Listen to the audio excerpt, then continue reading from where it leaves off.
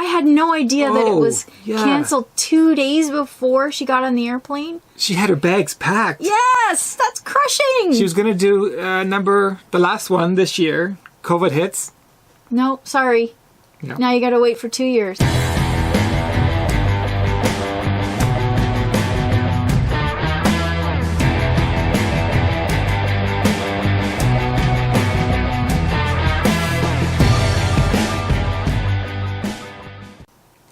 Hey everyone, I'm Norman. And I'm Jody. And today on the podcast, we have Stephanie Maggs from Hockley, Ontario, who's a runner and triathlete. And what we know about Stephanie and what's really quite intriguing, which I think you'll find interesting, is she's going after the 7-Continent Marathon Club. That's what I can't wait to find out, because what does it take for someone to take on something like that? I think it's a lot more than one would expect. Yeah, and I think she's been trying to get after this goal for 10 years? Pretty close to it, is my understanding, yeah. So I can't wait to find out what mindset say, this is what I'm going to do. I'm going to run a marathon in every continent. That's incredible. And then she went on to Ironman and... That's right, Ironman and what's next? What's next, hopefully. What's next? You got to tune in to find out. Hello, Stephanie Maggs. How are you today? I am very well. How are you? Welcome to the podcast. Thank you for having me. Before we start, what are you drinking? Oh, an empty glass of water. I already drank it. Aw. I'm having pure vodka. Nice. I've got an eggnog latte. Oh, I have to start buying eggnog for my coffee. Yeah, it's delicious. It's delicious. So, I think the easiest place to start is, how did we meet? Because we want to see if we have the same version of how we met. I personally don't remember how we met. I know you came into our store. That's the first thing I remember, but... After many months anticipating the opening. So I used to waitress in a bar part-time, and one of the customers was a friend of yours, and I always bemoaned the fact that there was no running store in town. In fact, I knew Barb way back from the other store in Brampton. Yes. And whenever I would go in there, I would also bemoan the fact that Orangeville doesn't have any sort of store. So the guy at the bar mentioned that someone he knows was going to be opening up a running store, and we were very excited. So that's how I remember knowing about Jody McNeil. So you were running for a long time before that we opened our store, is that right? Not really. I started running at around 40, but I was part of, do you remember when the Olympics were going on? Run Dufferin had a group of runners with torches behind the actual torchbearer. Yes, for sure. So I was one of those people. And that would have been 2010, wouldn't it have been? Yes. I'm trying to remember when the Olympics were. I think it was. I know it wasn't an odd year, because it couldn't be an odd year. Right. Yeah. 2010 sounds about right. So why did you start running at the age of 40? What changed in your life that you decided to take that up? Well, it actually didn't start with me running. When I was turning 39, so I was still 38, going on 39. I don't know, so every so often a number just kind of hits you a bad way or a different way. So I'm going to be 39. I'm thinking, what have I done with my life? I need adventure. So I found out that there was this women's triathlon series, and they had a race in Orangeville, by just north of here in Destiny Lake, I think it was called. That's right. So I thought, you know what? I'm going to do that. So I'm standing, waiting to go in the water. I'm super excited. And then I get in the water, and despite the fact that I've been swimming since the age of 3, I had the worst time. And I didn't even know what was going on. I didn't even know it was a panic attack. That's how much of a newbie I was. I just thought, oh my gosh, I can't breathe. What's going on? So I ended up on my back doing the elementary backstroke, had the canoes come over to me. You okay? Yes, just swimming along. So I talked to people about it afterwards. They said, oh, you need a wetsuit. Because of course, you don't know what you don't know. I didn't have a wetsuit. So I went and bought a wetsuit, and I bought the wrong wetsuit. I bought one for kind of like wakeboarding. So it was really heavy. It just wasn't a proper wetsuit. So the next event, I go, I'm confident, I've got this covered, get in the water. Full-blown panic attack again. So then, of course, everyone has, much like when everyone has an opinion on how you will like liver and onions, everyone has an opinion on what to do to prevent a panic attack. So the next event, I think I had a thermos of hot water, and I poured that down, panic attack. Next one, I went in the water beforehand, kind of tried to warm up, panic attack. So I probably did a good 10 of the series, because they had 3 locations, and I kept trying. And then finally I was at maybe the 10th on my way to Milton or Grimsby, and I'm literally crying because I'm so petrified. Not really that I'm petrified of the crappy feeling you get when you have a panic attack in a race. Right. And I thought, what am I doing? Like, why am I doing this? And so at the time I was on a Canadian Tire mountain bike for my triathlon series with, I think, 3 working gears. So it wasn't really an option to become a cyclist. And so I became a runner. Wow. How persistent, though, of having a panic attack that many times and still trying. Like, a lot of people would have given up after the first one. Well, I know so many people with advice, and they kept giving me new advice, and I thought, oh, okay, this is what will do it. Right. And of course, fast forward. So then I became a runner. I've done lots of marathons all over the world. But then to come full circle, a couple of years ago, this running store we have in town decided to have this women's triathlon group. And I thought, you know what? What the hell? I'm going to keep trying. And then I learned about the proper wetsuit. Who knew?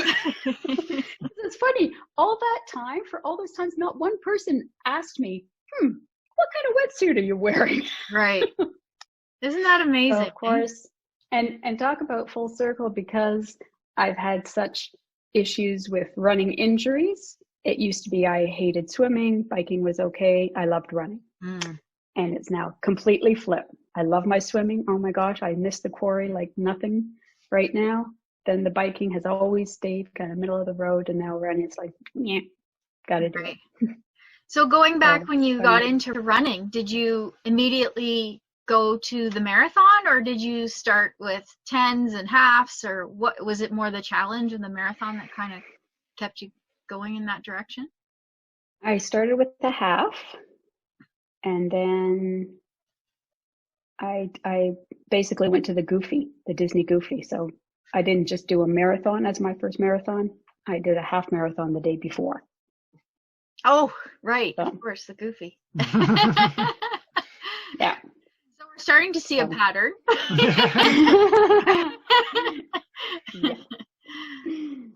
And then from the marathon, because we know what we're getting to is your continent's marathon challenge. So what was it about that intrigued you? Because that is a huge thing to undertake, from training and from life and from, monetarily and travel challenges and all of that. So what was it about the Continental Marathon that you were excited to do? I actually didn't know I was going to do it until I was already in it. So I was fortunate enough to find a group, Team Diabetes. So it raises money while running, international or domestic races. And they have cycling events, and they used to have triathlons and whatnot. So it took a lot of fundraising for sure. And of course, I do tend to spend money while I'm in other countries. So that gets expensive. But for the most part, it was a win-win-win situation. I was raising money for a cause that's dear to my heart, diabetes. I was keeping fit, because if you're going to train for a race, you're going to have to exercise. And I was seeing the world. So honestly, there's no downside to that. Right. So what had happened, and again, I just stumbled on it. Like, I guess I must stumble on most things in life. I was reading an email at my work, and I guess a former student worked at the Canadian Diabetes Association and had submitted an advert in our communique about Team Diabetes. And at the time, my son had come back from a high school retreat, terribly upset about the passing of his dad that had happened like years ago from diabetes. And so this advert was for running the Disney Marathon for Team Diabetes. And it just seemed like what a great thing for my son to do, that kind of hit on a whole bunch of different things. It was fun to get away. He was doing something in the name of his dad. So that's how it actually got started. Right. I honestly thought that by having an article in our local paper that people would donate. I was wrong. It was awful trying to raise not only my portion, but of course I raised Drew's portion, my son's portion as well. And it was all family and friends, and nobody likes to do that. Right. And I vowed, once this was done, never again was I going to do this. And then of course, after the race, it was successful and we had fun. They have a keynote speaker who, is motivating and, pulls at the heartstrings. And then next thing I know, I'm signing up for the next event. So before the 7 continents started, what marathon did you do before you even thought about doing that? After the so my very first. Well, you did the goofy half. And then the full. And then the full. So was that considered your first continent marathon, or did you? Okay. So then you. So my first race. So thinking back, I don't think I even ever did a 5 or a 10. I think I jumped straight to a half. I don't know why. But and again, at the time, I honestly thought that only professionals ran nonstop. I really bought into John Stanton's, 10 and 1. And I ran the first couple of years like that. And then, further down the line, I thought, I'm going to try not stopping. And I took like 20 minutes off my half. It's like, wow, that's something. Wow. Substantial. So yeah, I don't really, I should research more. But anyway, so the Toronto half was my first race into running. And then a couple of years later, so in 2008, Drew and I did the half in Disney. And then the event that I signed up for at that location was the Goofy the following year, mostly because I saw all the hardware they got. They got 3 medals. Oh, yes. It's all about the medal. Swag. Yeah. Yeah, I'll do anything if you give me a medal for it. Agreed. And so then... Sorry, go ahead. Well, so the Goofy was my first full marathon. That happened to be the day after running a half marathon. And then even then, I didn't kind of think about 7 continents. I think it was, so later in 2009, so Goofy was 2009. Later in 2009, I also did the Athens Marathon. And then I think maybe that is when just a little idea of a thought came into my head about, I wonder if I could do all 7 continents. So you knew about the 7 continents challenge after Goofy, between Goofy and Athens. You knew about this. I don't think I actually knew that there was a proper club, the Seven Continent Club. But I guess I must have known that there was a marathon on Antarctica. Hmm. You know, I think at the time, a Team Diabetes alumni might have done it. Okay. So I probably kind of just knew about it from that way. And then how did you end up in Athens doing that marathon? At the time, like every year, Team Diabetes would kind of release all the locations that they'd be going to. Okay. And I mean, you know, like they always went to Iceland and, you know, like they had all these great locations. Like why wouldn't you? Easter Island they did only one time. I didn't catch that one, but big regret. So anyways, you just kind of, it was just like a catalog. Oh, where should I go this year? So Athens, it was the year before. So it was the 2,499th running since VMAdigital did it way back when. Wow. So it wasn't quite the big anniversary, but I was okay. Do you know how many races you've done since you started, not including triathlon? No. But you like if I mean all 5s and 10s and yeah. Oh gosh, no. So I did a few more in Europe. And then finally in 2012, they announced Rio de Janeiro. Mm. So I finally was going to get my South American ticket. We, you know, we did the Sugar Mountain and the, gosh, what's the one with the statue on top called? Yeah, I know what you mean. Yeah. We'll put that in there. In fact, that's what's on the medal, except it looks like he's running through a ribbon with his arms stretched out. That's funny. Yeah. Yeah. And it rained, and the wind was so horrible for that race. Like it rained in Athens too, pretty much the whole time. And then Rio de Janeiro, it was rain, but wind, like the barricades were falling over and chasing runners. Like that's how windy it was. It was crazy. Yeah. So I haven't had, and of course I decide I'm going to dress up. So I had taken all my old Team Diabetes shirts and I made them kind of like a I don't know what's, like a grass skirt kind of thing, like a tutu? Not a long tutu. And of course in the rain, it saturated all the water. So that was super fun. Yeah. And I think I had missed dropping off a bag. I had picked up, they had these string knapsacks that I had to end up wearing. So I had like chafe lines all down my arms. It was great fun. Very memorable. So that's your third continent. So that's third. So yeah. So that's number 3. 4th is, let me think. So then we have to fast forward to 2015. So I did the Great Wall of China. Mm. Wow. And did you know that there's 2 Great Wall of China marathons? Nope, didn't know that. For the longest time, I thought I was doing one, but I wasn't. I was doing the other one. Because there's one where you're on the wall a lot more, and it's really treacherous. Like I saw videos, and it's like, oh my God, what have I done? But fortunately, I hadn't done that.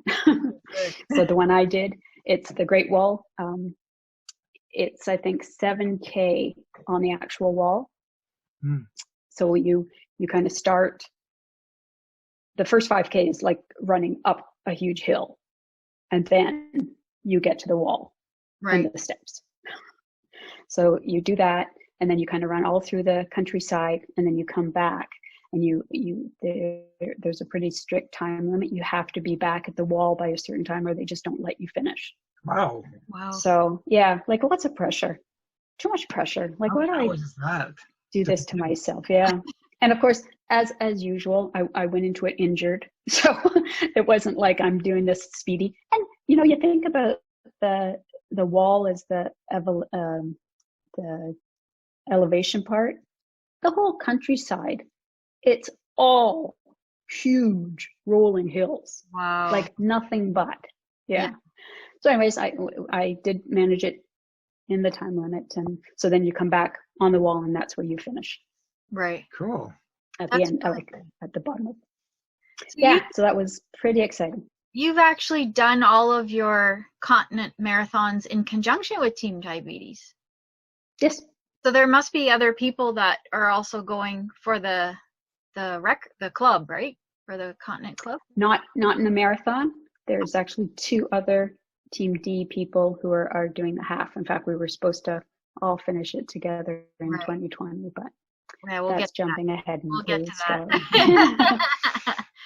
So we've got, Yeah. Remember we on Asia, we've got South America, we've got North North America and Europe. Europe. So we need What's next? Australia, we need Africa. Yeah. So fast forward to 2016. So Team Diabetes did Australia. I think I was probably the first one to sign up for it. And it was an actual group. So with China, they have this thing where you can build your own event. So you kind of work with Team Diabetes to say, okay, I want to do this. And they tell you how much to raise for it. Ah, okay. But Australia was an actual event because it's kind of nice having that camaraderie with other people. Mm-hmm. Mm-hmm. And it's funny too, because, the more events you do, like I know people from all over Canada, only because like you get to an event, you think, oh, did you do Scotland? No. Oh, did you do Athens? Yes, that's how I know you, So you start seeing the same people over and over again. So it's kind of nice. Right. So Australia, lots of people that I had previously run with on other events were there. It was the Gold Coast Marathon. Oh, that's nice. It is really nice. Again, I think at that point, that's when my big injury had started in 2016. So I stopped running basically in March, April, right after the Around the Bay. And I literally did a 5K run the week before leaving for Australia. And what And month? then boom, did a marathon. What month was that? June. June. Yeah. Ooh. So that must have been a bit of a long haul. Well, you know what? You have to bank on muscle memory. You have to bank on the fact that a marathon is 95% in your brain. You really have to just kind of decide, yeah, you're going to do it. It's going to be slow and easy. I reverted back to my John Stanton days and did, a 10-and-1 walk. And then towards the end, I did a 10-and-1 walk to run. Whatever gets you to the finish line. I had Canada flags and like I was all dressed to the nines, which I usually do in other countries. And there are so many Australians who love Canada. And every time they would say, "Yay, Canada," I kind of felt obliged to run until they were kind of out of sight again. And then I'd walk again. Cool. And so the last one must have been Africa. Yes. I did the full in Uganda in 2018. Oh, of course I remember. You went with Christine. Yeah. And I think I made a token donation because we raised money for the Uganda Foundation. So I helped build a chicken coop while I was there. So if anyone's looking for some neat twist on doing a marathon internationally, you sign up for a whole week of volunteerism and then you do the marathon at the end. So that was really amazing. But I think I made someone donate something towards Team Diabetes for that as well. So in my head, I thought, yeah, that counts as a Team Diabetes event. Absolutely. So for 2020, you were going to be checking off Antarctica, which is such a letdown. Yeah. Oh my goodness. It was the Friday. I was supposed to leave on the Sunday. Friday, they canceled. What? Just passed? Yeah. Which? No, like when COVID started. Oh. Are you? Yeah, so I was supposed to leave on the Sunday. It was 2 days prior. Oh, I didn't know that. And my Airbnbs, her touristy stuff to catch the Chile half. Not our Chile half, the Chile, CHILE, Chile, the rock and roll one. So she did manage to get down there. They didn't cancel it. And she at least got her 6th continent and then just came back home. Oh, how? So at least I hadn't left. So I was able to get back the money from the airlines and stuff like that. She didn't. So. Oh my God. But how difficult, without COVID, how difficult is to actually get to Antarctica to do the marathon? How difficult is the whole process of that? How it works is you spend a couple of days in Buenos Aires, and then you take a small flight down to Ushuaia, the southernmost tip of South America, where you board the boat. So in the past, it was a scientific boat that did these voyages. So all through the 3 days of passage, you're getting all these talks on climate change, whales, like just all this stuff. Wow. So yeah. So they deferred it to 2021. Okay. And just a few weeks ago, they notified us that, it's been deferred to 2022. So if someone wanted to do the Antarctica Marathon now, they probably would have a good 6-year wait.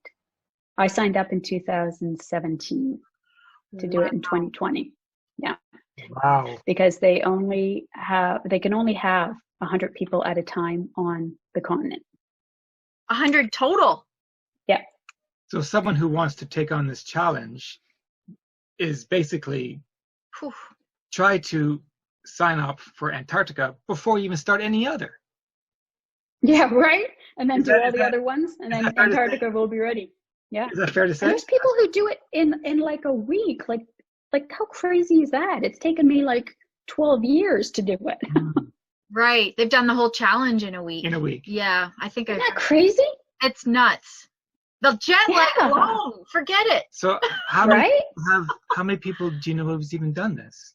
Is there a number of how many people who's done this? Oh gosh, yeah. But do you know probably I think they're in, well, I can give a guesstimate, I guess. I think they're in their 15th year. And if roughly 200 sign up every time, that would be what, 3,000? Wow. Oh, okay.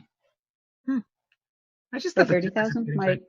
I know the jet lag's just, no, thank you. Yeah. Wow. Well, we wish you luck. And then they have, oh, thank you for that, because we know how hard you've worked, and we know how hard you work at fundraising too, which you've come up with very unique ways to fundraise for Team Diabetes through your cake making and your candle making, and now's the time to mention any of that if you would like. Yeah. Sure. So I still am even though I've finished raising for Antarctica last year, I'm still doing cakes for donations. So if you have a specialty cake that you need, I am more than happy to do it. It's 100% a donation, so I make zero on it. I lose money on it because someone has to buy the stuff to make the stuff, but you get a tax receipt for the full amount. So it is a great situation for someone else. Right. I had been making candles as donations as well, but I've just recently registered as a business, Wickedly Delicious Wicks. Nice. And my candles. Oh, look! I happen to have one beside me. They look. Ooh. Wow. So they kind of look like what they are. So this is a pumpkin spice. There's a lemon meringue. Is this that way too? Unfortunate that you can't smell all this, but it smells lovely. Smell of it. So those are no longer for donation, but if anyone's looking for unique gifts for people, good for you. Can reach out to me. Absolutely. We'll get your info and post it in the comments below. Okay. We like to end our program with a little rapid fire questions. Oh, okay. I'm ready. You ready? All right. Coffee or tea? Coffee. Star Wars or Star Trek? Star Trek. Favorite post-race reward? Ooh, nice. Beer. I'm with you on that one. Place you most want to travel to? How about post-COVID, like the first place you want to go? England. Favorite childhood TV show? Run, Joe, Run. Run what? What's it called? Run, Joe, run. Run, Joe, run. Never. It was about this German Shepherd army dog who gets wrongly accused of killing someone, and his master tells him to run away, save yourself. Nope. I gotta find that. Yeah, I've never heard of that. Yeah. And then every so often Joe's in the scenario and he has to think back to his master saying, run or whatever. Oh my gosh. Never I heard quit brownies. I quit brownies over that because there was a conflict on Saturday mornings. No way. Okay, we need to find a clip of that to put on the video. Definitely. Favorite carb: bread, pasta, rice, or potato? Was all of the above? Sure. Ryan Reynolds or Ryan Gosling? Oh, they're both Canadian, aren't they? Yeah. Gotta go Going Ryan. with a Canadian first? Of course. Stephanie's very patriotic. Okay, last thing. Say good day, mate, in an Australian accent. But I might. Oh, she's good. Not bad. You were there. You know. Thank you so much, Stephanie. Oh, thank you for having me. This was so much fun. Awesome. Right. Thank you. Well, I am honored that I was number 3. Well, you have a great story. Yeah. Thank you so much. Thank you for letting me see it. Okay, say hi to Andrew. Okay. Yeah, Bye. will do. Take care. Bye. That was exciting. That was. Stephanie is on her way to number 7, was supposed to be. But Anyway. yet another athlete who's gone from running to triathlon to ultras. It's pretty fascinating. Pretty fascinating. If you want to ask her any questions, leave in the comments below and she will definitely answer them. Will she? Of course she will. I'll make her. All right. Thanks for tuning in.